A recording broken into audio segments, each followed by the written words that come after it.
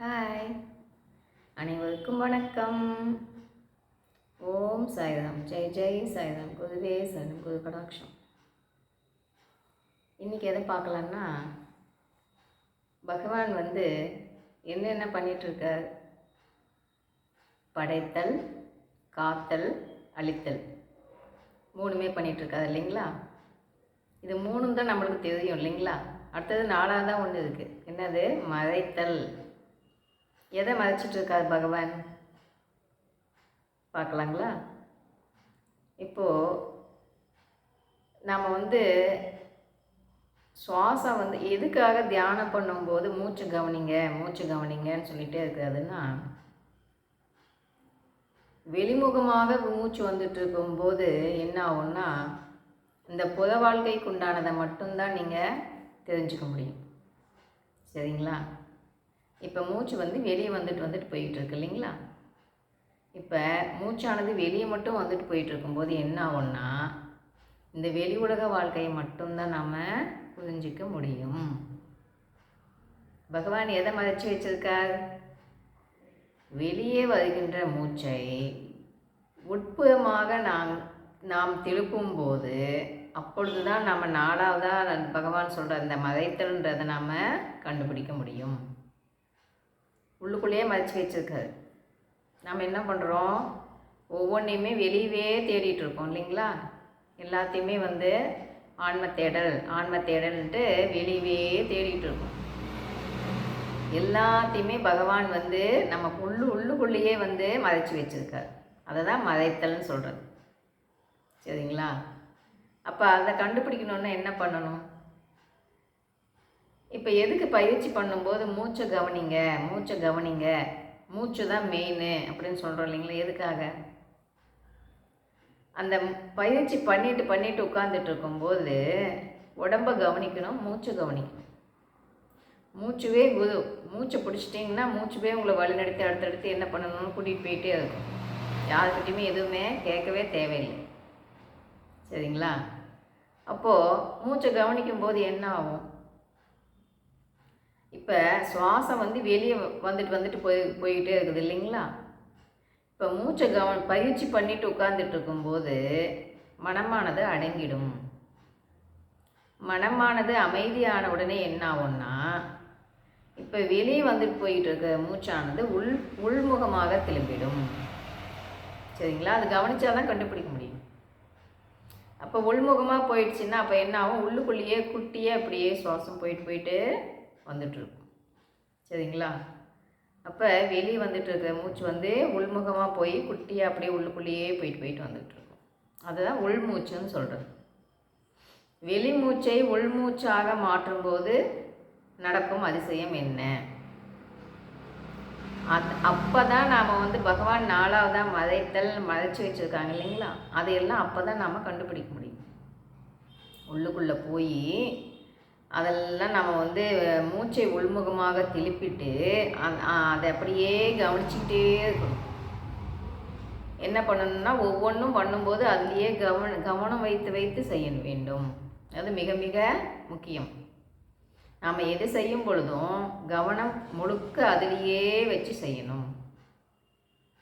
அப்போ கவனம் முழுக்க அதிலேயே வைக்கும்போது என்ன ஆகும்னா, உள்ளே எண்ணங்கள் அடங்கும். அதனால்தான் சொல்கிறது, எதை பண்ணும்போதும் கவனம் அதுலேயே. தியானம் பண்ணும்போது மட்டும் இல்லை, இப்போ வெளியே நம்ம எந்த வேலை செய்யும் போதும் கவனம் முழுக்க அதுலேயே வச்சு செய்யும்போது என்ன ஆகும்னா, நம்மளோட கவனத்தை ஒரு இடத்தில் குவிக்கின்ற பொழுது நம்மளுடைய உள்ள இருக்க அந்த எண்ணங்கள் நிற்கும், அடங்கும். சரிங்களா? அப்போது இப்போ நம்மளுக்கு சும்மா இருக்கும்போது அந்த நிலை கிடைக்குமான்னா கிடைக்காது.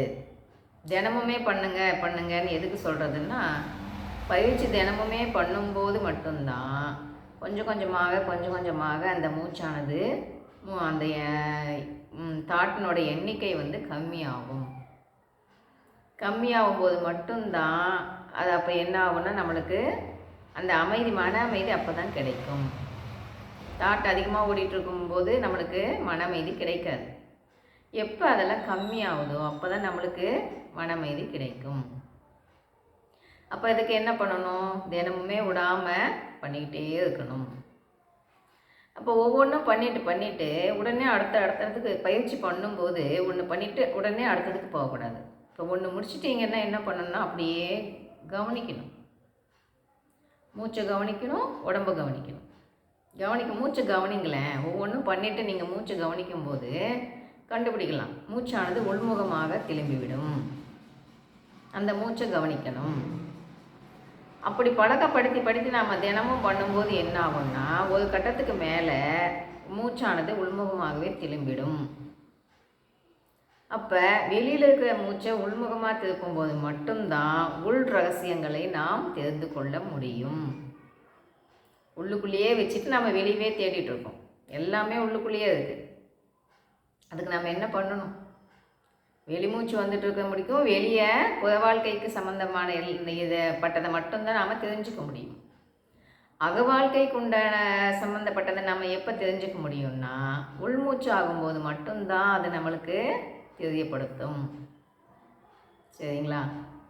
அப்போது வெளிமூச்சை உள்மூச்சாக மாற்றும்போது மட்டும்தான் நாம் பயனடைய முடியும். அப்போ தான் அவங்களுக்கு நிறைய உள்மூச்சாக ஆகும்போது மட்டும்தான் நம்மளுக்கு மனமானது அமைதி அடையும். அதனால தான் சொல்கிறது மூச்சை கவனிங்க அப்படின்னு சொல்கிறது அதுக்கு தான். இப்போது உள்ளுக்குள்ளே எல்லாத்தையுமே மறைச்சி வச்சுருக்காரு பகவான்.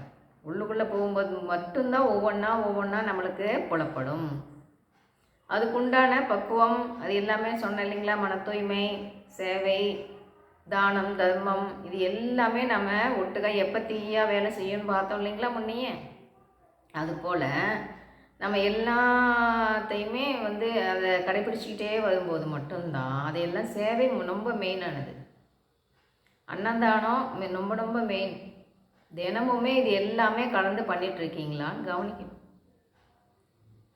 யாருக்காக கொஞ்சோண்டு அந்த நாய்க்காச்சும் சாப்பாடு வைக்கிறீங்களா, காகத்துக்கு வைக்கிறீங்களா, இல்லை எறும்புக்காச்சும் கொஞ்சோண்டு வெல்லம் போடுறீங்களா, என்ன பண்ணுறீங்கன்னு கவனிக்கணும், யோசிக்கணும். தியானம் பண்ணுறவங்களா இருந்தால் கவனிங்க. தினமுமே இதெல்லாமே நீங்கள் பண்ணிட்டு தர்மம், தானம், சேவை, இது எல்லாமே தினமுமே கொஞ்சமாவது ஏதாவது பண்ணிட்டு இருக்கீங்களா அப்படின்னு பார்க்கணும். எல்லாமே கலந்து இப்போ எப்படி சாப்பாடு சாப்பிடும்போது எல்லாமே குழம்பு, ரசம், மோர் குழம்பு இருந்துச்சுன்னா மோர் குழம்பு இருந்துட்டு எல்லாமே நம்ம சாப்பிட்றோம் இல்லைங்களா கலந்து. அதுபோல் எல்லாத்தையுமே கலந்து நம்ம நாட்பட தினமுமே அதில் அடங்கிடுதான்னு பார்த்து செஞ்சுட்டே வர தான் எல்லாமே எப்போ தீயாக வேலை செய்யும், அப்போ தான் தீயாக வேலை செய்யும். சரிங்களா? அப்போ நம்ம இன்றைக்கி என்ன தெரிஞ்சுக்கிட்டோம்? வெளிமூச்சை உள்மூச்சாக திருப்பும்போது நடக்கும் அதிசயங்கள் என்ன? அப்போ தான் உள்ளுக்குள்ளே இருக்கிற ரகசியத்தை நாம் தெரிஞ்சுக்க முடியும். பேரண்டமே உள்ளுக்குள்ளேயே இருக்குது. பிரபஞ்சமே நமக்கு உள்ளுக்குள்ளேயே இருக்குது. அப்போது நம்ம உள்ளுக்குள்ளே போய் ஒவ்வொன்றா ஆராய்ச்சி பண்ணும்போது மட்டும்தான் நம்மளால் அதை கண்டுபிடிக்க முடியும். அது எப்படி நடக்கும்? மனமானது ரொம்ப அமைதி ஆகணும். அதுக்கு நம்ம என்ன பண்ணணும்? தினமும் பயிற்சி பண்ணி நம்மளுடைய மனதை நாம் பழக்கப்படுத்த வேண்டும். தினமும் பண்ணி பழக்கப்படுத்தும் போது மட்டும்தான் நாம் சும்மா உட்காந்துட்டு இருக்கும்போது கூட தானே மனமானது அந்த லயமான அந்த நிலைக்கு செல்லும். அப்படியே கொஞ்சம் கொஞ்சமாக பழக்கப்படுத்த என்ன ஆகும்னா அப்படியே அந்த அமைதி நிலைக்கு மனமானது செல்லும்போது என்ன ஆகும்னா அப்படியே அந்த டைமில் அந்த சுவாசமானது மனமானது அமைதி ஆகும்போது மனசுக்கும் மூச்சுக்கும் கனெக்ட் உண்டு. சரிங்களா? மனமானது அமைதி ஆகும் பொழுது மூச்சானது என்னாகும்? மாற்றம், சேஞ்ச் ஆகிக்கும். கவனிக்கணும். அப்பப்போ என்ன நடக்குதுன்னு உடம்பை கவனிக்கணும், மூச்சை கவனிக்கணும், என்ன சேஞ்ச் நடக்குதுன்னு கவனிக்கணும். அப்போ உள்முகமாக நம்ம மனமானது அமைதியாகும் போது என்ன ஆகும்னா மூச்சானது உள்முகமாக திரும்பிடும். அப்போ உள்முகமாக மூச்சு திரும்பிடுச்சுன்னா அந்த மூச்சில் மட்டும் உங்களுடைய கவனத்தை வைக்கணும். சரிங்களா? அப்படி பண்ணும்போது மட்டும்தான் ஒவ்வொன்றா நாம் எந்த அளவுக்கு முயற்சி பண்ணுறோன்னு பகவான் பார்த்துக்கிட்டே இருப்பார். அடுத்தடுத்த முயற்சி நம்மளோட இது என்ன, அதை நாம் சுறுசுறுப்பாக உட்காந்து செய்கிறோமா, இல்லை சொல்லிட்டாங்களேன்னு கடமைக்கு உட்காந்து பண்ணுறோமா, அது எல்லாமே பகவான் கவனிப்பார். இல்லை அப்போ நம்ம என்ன பண்ணணும், எந்த எதிர்பார்ப்பும் இல்லாமல் அமைதியாக உட்காந்து, இப்போ எப்படி தினமுமே குளிக்குதோம், பசிக்குது, சாப்பிட்றோம், தண்ணி குடிக்கிறோம், வேலை பண்ணுறோம், எல்லாமே பண்ணுறோம் இல்லைங்களா? அதுபோல் இதுவுமே ஒரு வேலைன்னு நினச்சிக்கிட்டு விடாமல் இதையும் ஒரு 10 நிமிஷமாச்சும் தினம் செஞ்சுக்கிட்டே இருக்கும்போது மட்டும்தான் அதனோட பலன் நம்ம பார்க்க முடியும்.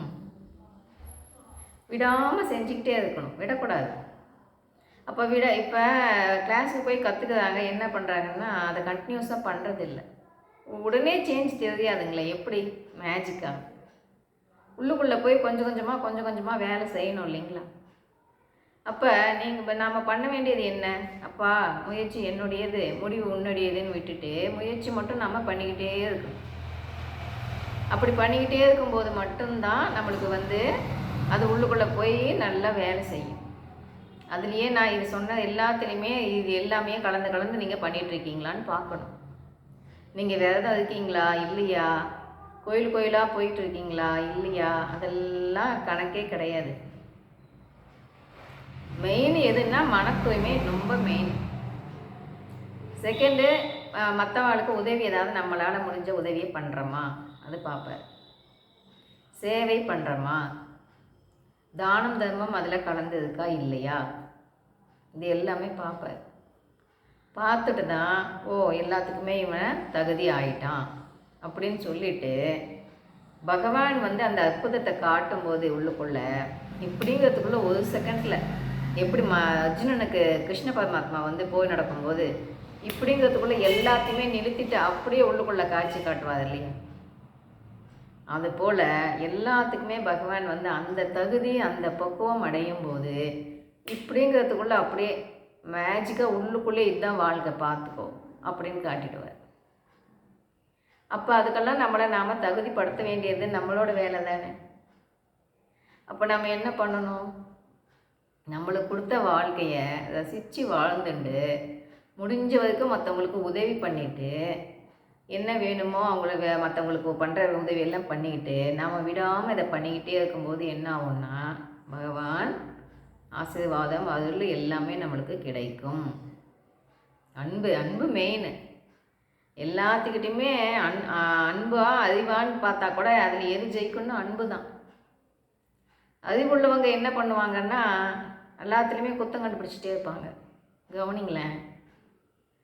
அதுவே இல்லைன்னாலும் அன்பாக அவங்க இருந்தாங்கன்னு வச்சுக்கோங்களேன், அவங்க எல்லாத்தையுமே டேக் ஈஸியாக எடுத்துட்டு அவங்க போய்கிட்டே இருப்பாங்க. எல்லாத்துக்கிட்டையுமே அன்பை மட்டும்தான் காட்டுவாங்க. அப்போ அறிவு ஜெயிக்குமா அன்பு ஜெயிக்குமான்னு பார்த்தா அன்பு தான் ஜெயிக்கும். ஃபஸ்ட்டு அன்புக்கு தான் முக்கியத்துவம். அன்பினால் எல்லாத்தையுமே நாம் ஜெயிச்சுக்கலாம். அது ஒன்று இருந்தால் போதும், எல்லாத்தையுமே நம்ம ஜெயிச்சுட்டே வந்துடலாம். சரிங்களா? அப்போ பகவான் சொல்கிற மாதிரி தினமுமே நாம் விடாமல் பண்ணுவோம், மூச்சை கவனிப்போம், விடாமுயற்சி வெற்றி கொடுக்கும். வெற்றி நிச்சயம். பாய். கேட்டதுக்கு நன்றி.